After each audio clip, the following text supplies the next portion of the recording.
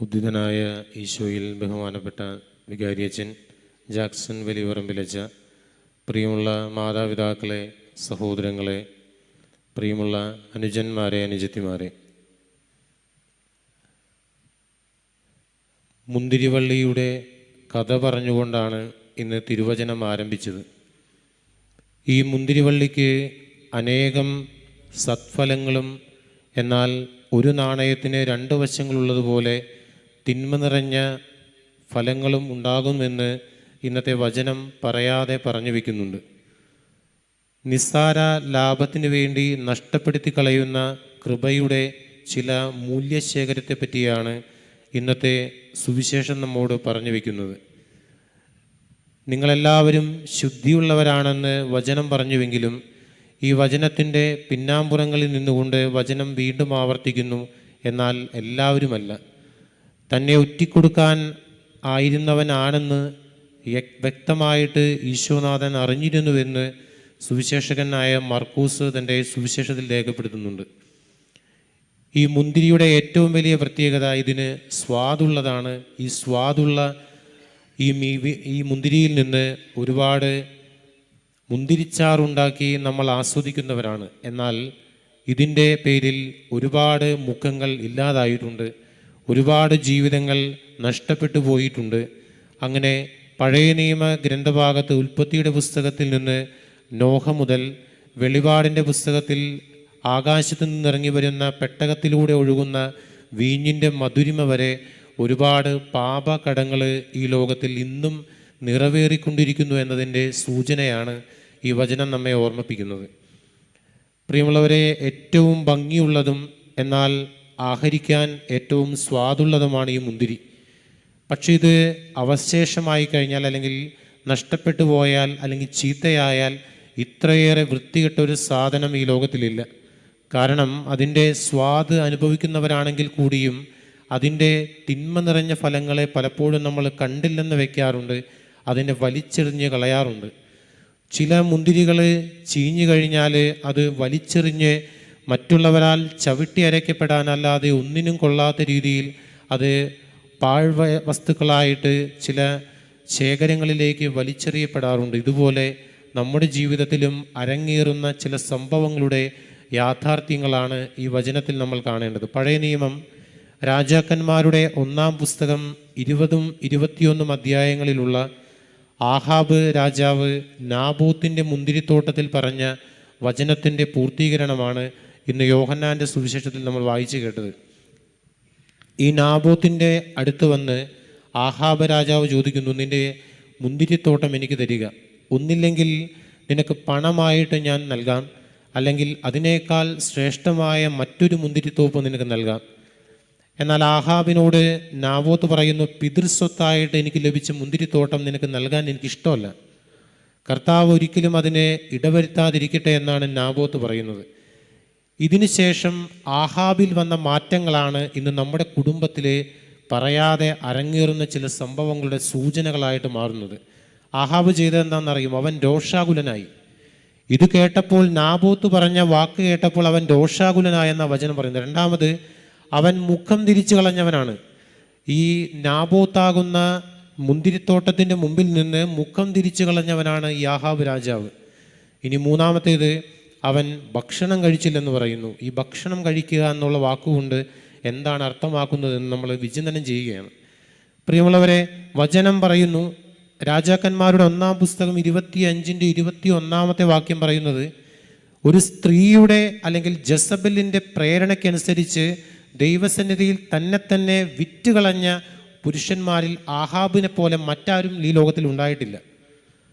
ഒരു സ്ത്രീയുടെ പ്രേരണയ്ക്ക് വേണ്ടി തൻ്റെ ജീവിതം കർത്താവിന് കൊടുക്കേണ്ടതിന് പകരം മറ്റു കാര്യങ്ങൾക്ക് വേണ്ടി വിറ്റുകളഞ്ഞ ഒരു പുരുഷനെ പോലെ, അത് ആഹാബിനെ പോലെ മറ്റൊരു പുരുഷൻ ഈ ലോകത്തിൽ ഉണ്ടായിട്ടില്ല.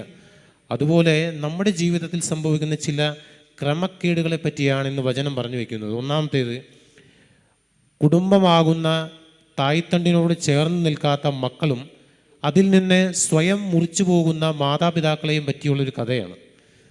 ഈ മാതാപിതാക്കന്മാരാകുന്ന യഥാർത്ഥ മുന്തിരിവള്ളിയോട് ചേർന്ന് നിൽക്കാത്ത മക്കൾ ആവശ്യപ്പെടുന്ന വിവാഹബന്ധം ഇന്ന് ലോകത്തിൽ അല്ലെങ്കിൽ ക്രൈസ്തവ സഭയിലെ മിശ്ര വിവാഹങ്ങൾ വർദ്ധിച്ചു വരുന്ന കാലമാണ്.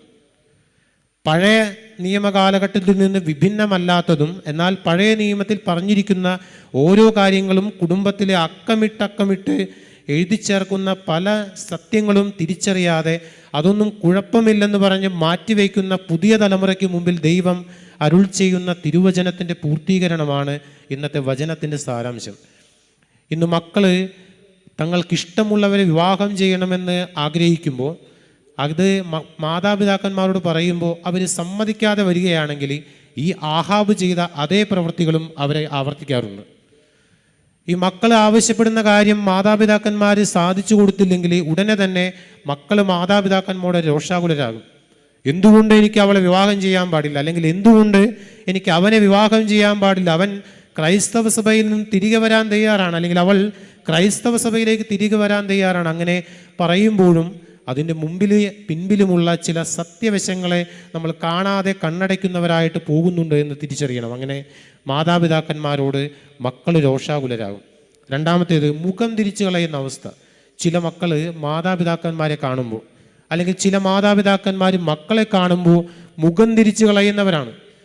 ചില വിവാഹ ബന്ധങ്ങൾ നാമമാത്രമായിട്ടുള്ള വിശുദ്ധമല്ലാത്ത ബന്ധങ്ങളായിട്ട് പോകാനുള്ള ഏറ്റവും വലിയ കാരണവും ഈ താഴ്ത്തണ്ടാകുന്ന കുടുംബത്തോട് ചേർന്ന് നിൽക്കാത്ത മക്കളാണ് ഈ കുടുംബത്തിൽ നിന്ന് വേർപെട്ടു പോകുന്നതെന്ന് തിരുവചനം ആവർത്തിക്കുന്നു.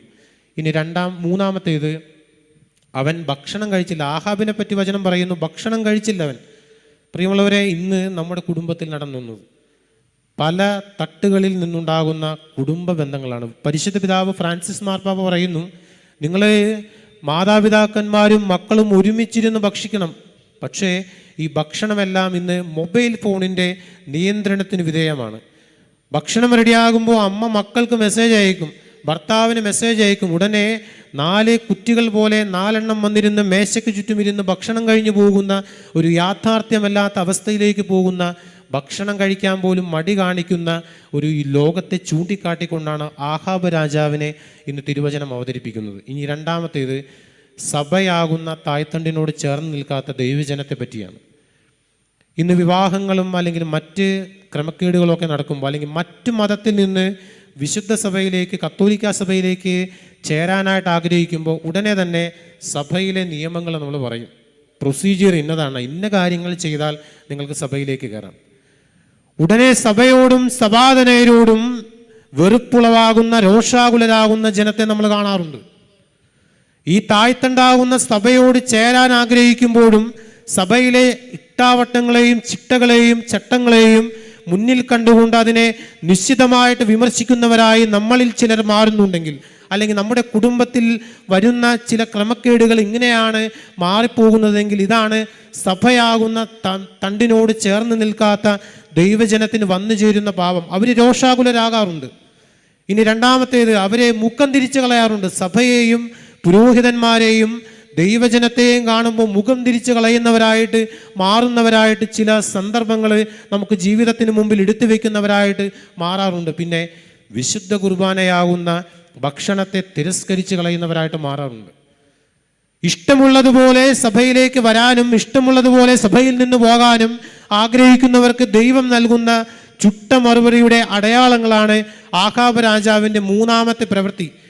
ദൈവ ശരീരം, അതായത് അവൻ്റെ ശരീരം നിനക്ക് പകുത്തു നൽകുമ്പോൾ അത് സ്വീകരിക്കാതെ മറ്റു മതങ്ങളിലേക്ക് ഓടിപ്പോകുന്ന ഒരുവൻ്റെ ജീവിതത്തിൻ്റെ നൊമ്പരങ്ങളുടെ നേർക്കാഴ്ചയാണ് ഈ സംഭവം നമുക്ക് മുമ്പിൽ വിവരിക്കുക. അതുകൊണ്ട് ആഹാബ് രാജാവിനെ പറ്റി പറയുന്നു, ഏലിയ പ്രവാചകൻ ആഹാബിനോട് പറയുന്നു, ആഹാബിൻ്റെ മുമ്പിൽ പ്രത്യക്ഷപ്പെടുമ്പോൾ ഏലിയായോട് ആഹാബ് പറയുകയാണ്, നിന്റെ ശത്രുവായ എന്നെ നീ കണ്ടെത്തിയല്ലേ? ഉടനെ ഏലിയ പറഞ്ഞു, കണ്ടെത്തി, നിന്നെ ഞാൻ കണ്ടെത്തിയിരിക്കുന്നു. കാരണം ദൈവസന്നിധിയിൽ തിന്മ പ്രവർത്തിക്കാൻ നിന്നെ തന്നെ നീ വിറ്റിരിക്കുന്നു. പ്രിയമുള്ളവരെ, നമ്മളും ഇതുപോലെയാണ്.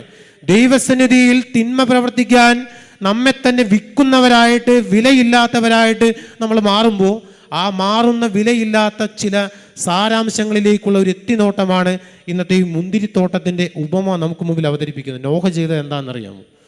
നോഹ ഈ ലോകത്തിലെ ഏറ്റവും വലിയ മിടുക്കനായിരുന്നു, ഏറ്റവും വലിയ നീതിമാനായിരുന്നു എന്നാണ് വചനം പറയുന്നത്. പക്ഷെ അവൻ ചെയ്ത എന്താണെന്നറിയാമോ? ഈ പെട്ടകം അറാറാത്ത് പർവ്വതം എന്ന് പറയുന്ന പർവ്വത നിരയിൽ ഉറച്ചപ്പോൾ അന്ന് ഒരു പ്രാവ് ഒലിവിൻ ശിഖരം കൊത്തി അവൻ്റെ പെട്ടകത്തിലേക്ക് വന്നപ്പോൾ അവൻ പുറത്തിറങ്ങി കൃഷി ചെയ്തു, മുന്തിരി ഉണ്ടാക്കി, അതിൽ നിന്ന് മുന്തിരിച്ചക്ക് സ്ഥാപിച്ച് ഈ മുന്തിരിച്ചാറ് ഉണ്ടാക്കി, വീഞ്ഞുണ്ടാക്കി, അത് കുടിച്ച് മതിച്ച് ലക്ക് കെട്ടുകിടന്ന് നഗ്നനായി അവൻ മാറി. ഇന്ന് ലോകം ഇങ്ങനെയാണ്. ആത്മീയമായിട്ടുള്ള നഗ്നത ഈ ലോക ജീവിതത്തിൻ്റെ മുഖമുദ്രയായിട്ട് മാറിക്കൊണ്ടിരിക്കുമ്പോൾ, അല്ലെങ്കിൽ ഭൗതികമായിട്ടുള്ള നഗ്നതകൾ, വസ്ത്രവിധാനത്തിലെ നമുക്ക് ലാഭേച്ഛകളില്ലാതെ, നാണമില്ലാതെ മറ്റുള്ളവർക്ക് മുമ്പിൽ തുറന്നു നടക്കുന്ന ശരീര വൈകൃതങ്ങളോടുകൂടെ നമ്മൾ മാറുമ്പോൾ, അവിടെയെല്ലാം തിരുവചനം നമുക്ക് മുമ്പിൽ അവതരിപ്പിക്കുന്നു. തായ്തണ്ടാകുന്ന ക്രിസ്തുവിനോട്, മുന്തിരിവള്ളിയോട് ചേർന്ന് നിൽക്കാത്ത ഒരുവൻ്റെ ജീവിതത്തിൻ്റെ കഥയാണ്.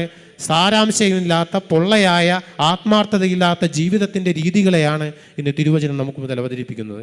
ആകയാൽ നമുക്ക് പ്രാർത്ഥിക്കാം. ഇന്നത്തെ ഒന്നാമത്തെ വായനയിൽ നമുക്ക് കേട്ടത് സാവൂൾ എന്ന ഒരു വ്യക്തി. ഈ സാവൂൾ എന്നൊരു വ്യക്തി പൗലോസായിട്ട് മാറാനായിട്ട് ദൈവം ഇടവരുത്തിയത് എന്താ? അവൻ സഭയാകുന്ന ശിരസിൽ നിന്ന് അടർന്നു മാറിയവനാണ്. അവനെ സംബന്ധിച്ച് അവൻ്റെ പ്രവൃത്തികളെല്ലാം ദൈവത്തിന് വിപരീതമായിട്ട് മാറിയതായിരുന്നു. പക്ഷേ അവന് ദൈവദർശനമുണ്ടായപ്പോൾ, അവൻ ദൈവത്തോട് ചേർന്ന് നിൽക്കുമ്പോൾ അവനിലൂടെ പ്രഘോഷണങ്ങൾ ഉളവായി. അവൻ്റെ കൈവെപ്പ് വഴി രോഗസൗഖ്യങ്ങൾ ഉണ്ടായി. അവൻ നടന്ന വഴിയിൽ വിശുദ്ധമല്ലാത്ത പല കാര്യങ്ങളും ഉണ്ടായപ്പോൾ അശുദ്ധമായത് വിശുദ്ധമായിട്ട് മാറിയെന്ന് വചനം പറയുന്നു. ത്രോവാസിലേക്കും മറ്റ് രാജ്യങ്ങളിലേക്കും അവൻ കപ്പൽ കയറിയപ്പോൾ കപ്പൽ തകർന്നെങ്കിലും അവൻ്റെ ജീവന് ഹാനി വരാൻ ദൈവം അനുവദിച്ചില്ല. കാരണം ദൈവമാകുന്ന തായ്തണ്ടിനോട് ചേർന്ന സാവൂൾ എന്ന വ്യക്തി പൗലോസായിട്ട് മാറിയപ്പോൾ അത് ലോക ജീവിതത്തിൻ്റെ മുമ്പിൽ മുഖമുദ്രയായിട്ട് മാറി. ആകയാൽ നമുക്ക് പ്രാർത്ഥിക്കാം. ഈ മുന്തിരിച്ചെടിയുടെ കഥ പറയുമ്പോൾ, ഈ മുന്തിരിച്ചെടിയുടെ തായ്തണ്ടാകുന്ന ക്രിസ്തുവിനോട് ചേർന്ന് നിൽക്കാൻ സഭയിൽ നിന്ന്, സഭാധനയിലൂടെ, വ്യക്തികളോട് ആത്മാർത്ഥമില്ലാത്ത കപടമായ തെറ്റായ ജീവിത രീതികൾ, മുറുമുറുപ്പുള്ള, മറ്റുള്ളവർക്ക് മുമ്പിൽ പെറുപെറുക്കുന്ന ഒരു ശബ്ദമായിട്ട് നമ്മൾ മാറുന്നുണ്ടെങ്കിൽ അതിൽ നിന്നുള്ള ഒരു തിരിച്ചുപോക്കിനായി കർത്താവിനോട് ഇന്നത്തെ ബലിയിൽ നമുക്ക് പ്രാർത്ഥിക്കാം. ദൈവം നമ്മെ സമൃദ്ധമായി അനുഗ്രഹിക്കട്ടെ. ആമേൻ.